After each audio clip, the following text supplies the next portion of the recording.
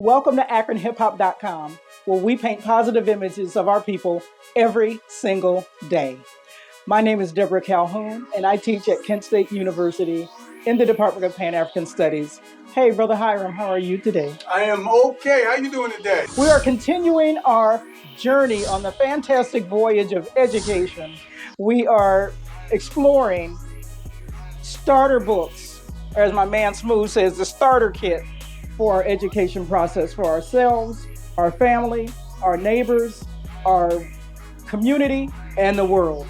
Because these are the books that will give you keys to understanding the African experience, not only here in America, but around the world. So today's text is a classic, as all of the books that I've presented are, but this is absolutely one of the books that you have to obtain and get. I'm going to refer to some of my notes I have on my lap here, and it is by Dr. Frances Cress Welsing, who recently made transition a couple of years ago to the ancestors. She's a psychologist, and her classic book is The Cress Theory of Color Confrontation, later folded into and expanded upon by the ISIS Papers, Keys to Understanding, or Keys to the Colors, as they called it. And this book is important because it gives you a psychological view of how and why things are for people who are living under oppression. And again, that oppression can be here in the United States. It can as well be on a global basis, because in her thesis, she presents that these ideas are meant to keep things as they are. She talks about the obvious numerical imbalance between folks with melanin versus those who don't. Those of us with melanin, and that's regardless of the amount of melanin that one might have, is easily 75% of the world's population. Those without melanin, those who are in power, those who maintain power, those who have power and have dominance over that melanated part of the world is 1/4 of the world's population. So we have a 75-25 split going on here. And she helps us understand why it is that these systems of oppression are global in operation, no matter where you may find oppressed people and those who dominate over oppressed people. Her work is the product of 18 years of studying how and why it is that white supremacy is a global phenomenon.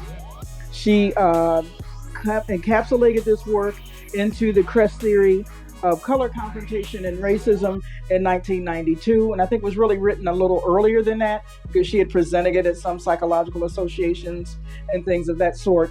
But those of us who know her and how I met her is at these myriad of African conferences, study conferences, historical conferences held at Kent State, held at Ohio State, held at Oberlin University and New York and other places, because she's was a global world traveler in presenting her views and helping us, again, as activists, understand how and why white supremacy operates on a global level.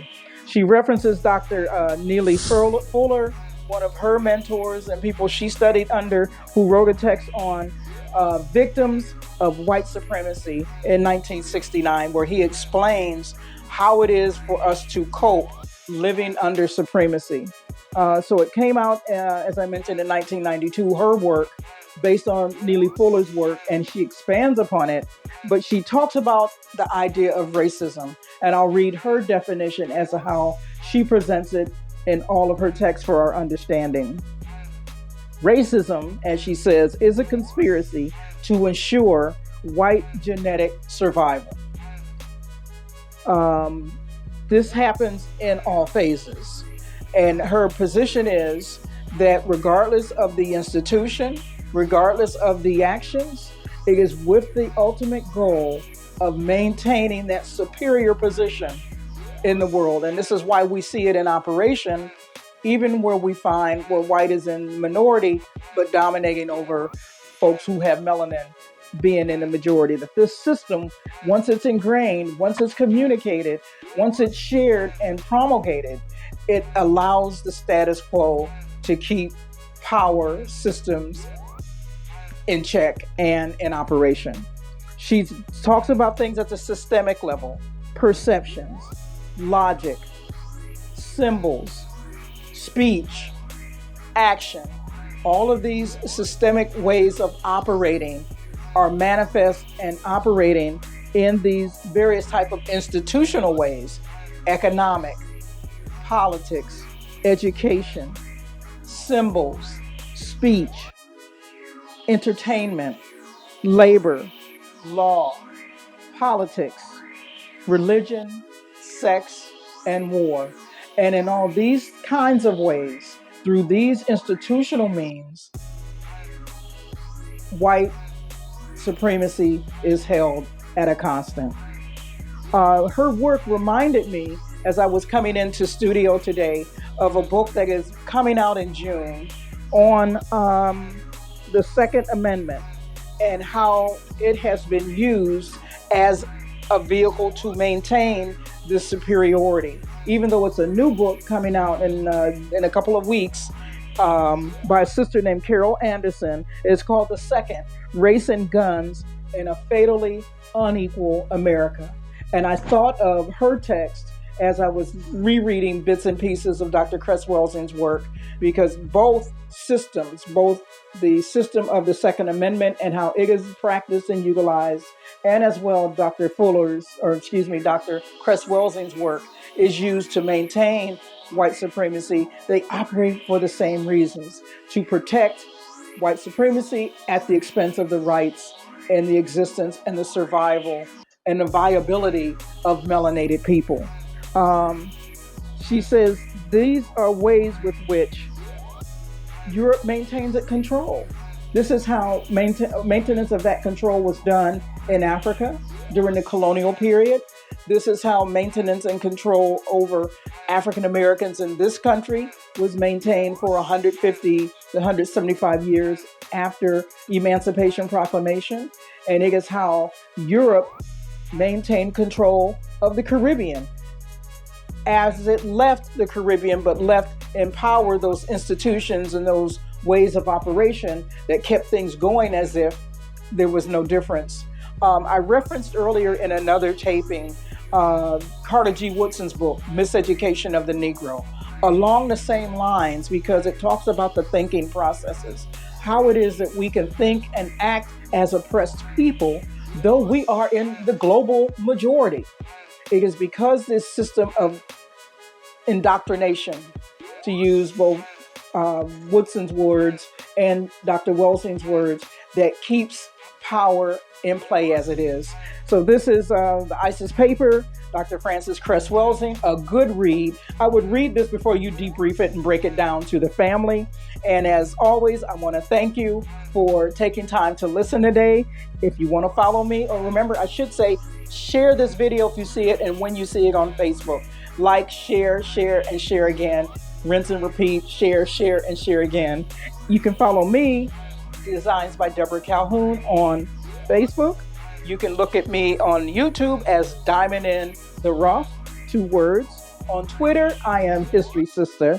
And on Instagram, I am Rough Diamond 824. I want to thank AkronHipHop.com, because of course you can see all the videos past, present, and future on AkronHipHop.com. And I will see you again next time. Thank you. Hello, my name is Judy Hill. I'm president of the Akron branch NAACP. I wanted to take a moment to say thank you to all the voters who supported Issue 10. Your vote made a difference. Every vote, every person, your voice was heard. I needed to say thank you because it does make a difference. See you in the fall of 2023.